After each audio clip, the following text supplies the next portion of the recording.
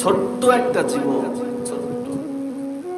এই এতটুকু জীবনে আমরা টাকা পয়সা কামানোর জন্য ব্যস্ত, সম্মান কামানোর জন্য ব্যস্ত, বড় 5 তলা 10 তলা বিল্ডিং বানানোর জন্য ব্যস্ত। কিন্তু এতটুকু মাথায় কখনো চিন্তা আসে না যে মন আজকে যদি চোখ দুটো বন্ধ হয়ে যায়, আমার ছেলে, আমার মেয়ে, আমার পরিবার, আমার স্ত্রী, আমার মা বাবা, এত আপনজন, আমার গায়ে একটু টাচ লাগলে সবাই ঝাঁপায় পড়ে, সবাই লাফ দিয়ে পড়ে, আমার একটু জ্বর হলে সবাই দৌড়ায় হসপিটালে নেওয়ার জন্য। আর আমি যদি সেই মানুষটা, এত ভালোবাসার মানুষের পাত্র হয়ে আজকে যদি চোখ দুটো বন্ধ হয়ে যায়, কোনো মা বাবা বলবে না আমার সন্তানটাকে কবর দিও না, আমার বাসায় রেখে দাও। কোনো স্ত্রী বলবে না যে আমার স্বামীটাকে কবর দিও না, আমার বাসায় রেখে দাও। কোনো সন্তান বলবে না আমার বাবাকে আমার বাসায় রেখে যাও, কবর দিও না। জোরে বলেন, বলবে? বলবে? জোরে বলেন। তাহলে কারা আপন, কে আপন? কার জন্য করো? এই মিয়া, কার জন্য টাকা ইনকাম করো হারাম ভাবে? এই মিয়া, কার জন্য সুদ খাও, কার জন্য ঘুষ খাও? কোন জীবনের জন্য এত কষ্ট করে টাকা ইনকাম করে জীবনটাকে শেষ করলা, আখিরাত শেষ করলা? কোন ন্যাক নাই, অন্যায় গুনার কাজ করতে করতে জীবনটা শেষ করছো। নিজের দিকে নিজে ভালো করে চোখটা মেলে তাকায় দেখো, কত বড় পাপী তুমি, কত বড় গুনাহগার। তাকায় দেখছো কখনো? দেখো নাই। রব্বে কারীম কোরআনের মধ্যে কয় কুল্লু নাফসিন যায়িকাতুল মাউত। এক একজন তাফসীরগণ এমন ভাবে এই ছোট্ট আয়াতটাকে তাফসীর করছে, যখন এই আয়াতগুলোর তাফসীর পড়লে চোখ থেকে টপ টপ করে পানি পড়ে। এর সোজা অর্থ হলো প্রত্যেক ব্যক্তির মৃত্যুর স্বাদ গ্রহণ করতে হবে। এই আয়াত তো সবাই জানে, শুনতে শুনতে সবারই মুখস্থ। প্রত্যেক ব্যক্তির যদি মৃত্যুর স্বাদ গ্রহণ করতেই হয়, তার মানে প্রত্যেককেই কবরেও যেতে কথা কয় না। তার মানে প্রত্যেককেই রব্বে কারিমের সামনে দাঁড়াতেই কি নিয়ে দাঁড়াবা?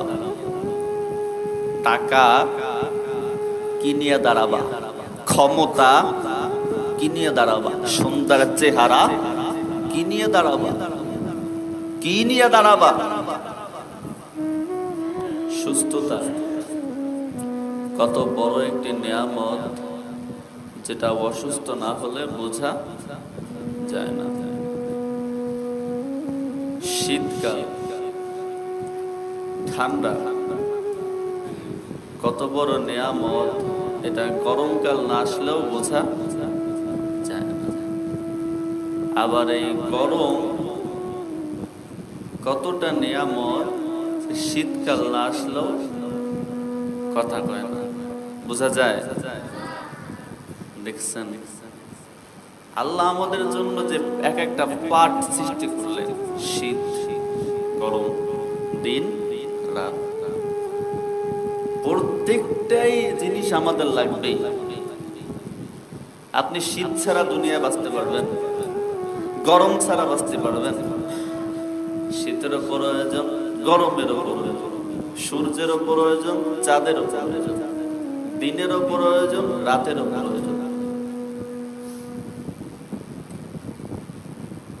রব্বে কারীম কয়, এই যে আমি এত সুন্দর করে পার্ট বাই পার্ট সৃষ্টি করলাম একমাত্র মুমিন বান্দাদের জন্য। কাদের জন্য? জোরে বলেন। মুমিন বান্দাদের জন্য। আর মুমিনদের বানিয়েছি একমাত্র আমি রব্বে কারীমের গোলামি করার জন্য। কার গোলামি? জোরে বলেন, কার গোলামি? রব্বে কারীমের গোলামি করার জন্য। বলে এই গোলামি, এটা ভেবো না যে আমি এখনো ছোট, গোলামি করার অনেক সময় পরে আছে। আমি তো এখনো ছোট, 40-50 বছর যখন বয়স হবে, তখন হাতে তসবিহ নিয়া সারাদিন মসজিদে পড়ে থাকবো, আল্লাহর গোলামি করব। আর আচ্ছা, একটা উচ্চস্বরে জবাব দিয়ে বলবেন, মৃত্যু কি কারো কাছে বলে কয়ে আসে? শুধু বিরুদ্ধদেরই মৃত্যু হবে এরকম কোন কথা আছে? আপনারা অধিকাংশ খবরে খোঁজ নিয়ে দেখেন, পানিতে পড়ে মানুষ মরে যুবক, গাড়ির নিচে পড়ে মানুষ মরে তারাও যুবক। কথা হয় না? হ্যাঁ, খুন হয়ে মারা গেল তারাও যুবক। তাইলে বুড়াদের মৃত্যুর সংখ্যা বেশি নাকি যুবকদের সংখ্যা বেশি? যুবকদের সংখ্যা বেশি। মৃত্যুর কোনো বয়স নাই, মৃত্যুর কোনো সময় নাই। ছোট্ট একটা জীবন, ছোট্ট এই এতটুকু জীবনে আমরা টাকা পয়সা কামানোর জন্য ব্যস্ত, সম্মান কামানোর জন্য ব্যস্ত, বড় 5 তলা 10 তলা বিল্ডিং বানানোর জন্য ব্যস্ত। কিন্তু এতটুকু মাথায় কখনো চিন্তা আসে না যে মন আজকে যদি চোখ দুটো বন্ধ হয়ে যায়, আমার ছেলে, আমার মেয়ে, আমার পরিবার, আমার স্ত্রী, আমার মা বাবা, এত আপনজন, আমার গায়ে একটু টাচ লাগলে সবাই ঝাঁপায় পড়ে, সবাই লাফ দিয়ে পড়ে, আমার একটু জ্বর হলে সবাই দৌড়ায় হসপিটালে নেওয়ার জন্য। আর আমি যদি সেই মানুষটা, এত ভালোবাসার মানুষের পাত্র হয়ে আজকে যদি চোখ দুটো বন্ধ হয়ে যায়, কোনো মা বাবা বলবে না আমার সন্তানটাকে কবর দিও না, আমার বাসায় রেখে দাও। কোনো স্ত্রী বলবে না যে আমার স্বামীটাকে কবর দিও না, আমার বাসায় রেখে দাও। কোনো সন্তান বলবে না আমার বাবাকে আমার বাসায় রেখে যাও, কবর দিও না। জোরে বলেন, বলবে? বলবে? জোরে বলেন। তাহলে কারা আপন, কে আপন? কার জন্য করো? এই মিয়া, কার জন্য টাকা ইনকাম করো হারাম ভাবে? এই মিয়া, কার জন্য সুদ খাও, কার জন্য ঘুষ খাও? কোন জীবনের জন্য এত কষ্ট করে টাকা ইনকাম করে জীবনটাকে শেষ করলাম, আখিরাত শেষ করলাম?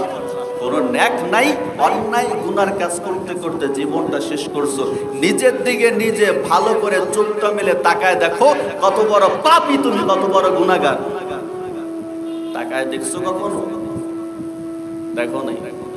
তা দেখবা খালি ইমাম সাহেবের ভুল, দেখবা খালি মুয়াজ্জিন সাহেব আজান দিতে 1 মিনিট দেরি করলো কেন, দেখবা এইটা। দেখবা মুয়াজ্জিন সাহেব বাথরুম করে ওযু করলো কিনা, এইটা দেখবা। দেখবা ইমাম সাহেব হাটে আঁকা বাঁকা না সোজা, ওইটা দেখবা। দেখবা ইমাম সাহেব কোন সময় খাইলো, কোন সময় ঘুমাইলো, কোন সময় কি করলো, এগুলা দেখবা। আরে মিয়া, নিজের দিকে তাকায় দেখো। আল্লাহ রাব্বুল আলামিন কোথাও বলে নাই, নবীও কোথাও বলে নাই যে ইমাম সাহেব কিছু করলে সেই হিসাব তোমাকে দিতে হবে। আরে মিয়া, কিয়ামতের ময়দানে যখন দাঁড়াবা, তখন আল্লাহ তোমার কাছে ইমাম সাহেব কি করছে এই হিসাব চাবে না, মুয়াজ্জিন কি করছে এই হিসাব চাবে না, তোমার কাছে হিসাব চাবে এই বেটা, ছেলে মেয়েদের জন্ম দিছো, কি করছো? ছেলে মেয়েদের মানুষের মতো মানুষ করছো? নিজে ভালো ন্যাক কামাই করে আসছো নাকি অন্যায় করে আসছো? আল্লাহ এটা যাচাই করবে, তুমি সেটা নিয়ে চিন্তা করো। অন্য বেটা কে কি করলো ওটা দেখার তোমার দরকার নেই। রব্বে কারীম কোরআনের মধ্যে কয়, কুল্লু নাফসিন যায়িকাতুল মাউত। এক একজন তাফসীরগণ এমন ভাবে এই ছোট্ট আয়াতটাকে তাফসীর করছে, যখন এই আয়াতগুলোর তাফসীর পড়লে চোখ থেকে টপ টপ করে পানি পড়ে। এর সোজা অর্থ হলো প্রত্যেক ব্যক্তির মৃত্যুর স্বাদ গ্রহণ করতে হবে। এই আয়াত তো সবাই জানে, শুনতে শুনতে সবারই মুখস্থ। প্রত্যেক ব্যক্তির যদি মৃত্যুর স্বাদ গ্রহণ করতেই হয়, তার মানে প্রত্যেককেই কবরেও যেতে, কথা কয় না, তার মানে প্রত্যেককেই রব্বে কারিমের সামনে দাঁড়াতেই, কি নিয়ে দাঁড়াবো? টাকা কি নিয়ে দাঁড়াবা? ক্ষমতা কি নিয়ে দাঁড়াবা? সুন্দর চেহারা কি নিয়ে দাঁড়াবা? কি নিয়ে দাঁড়াবা?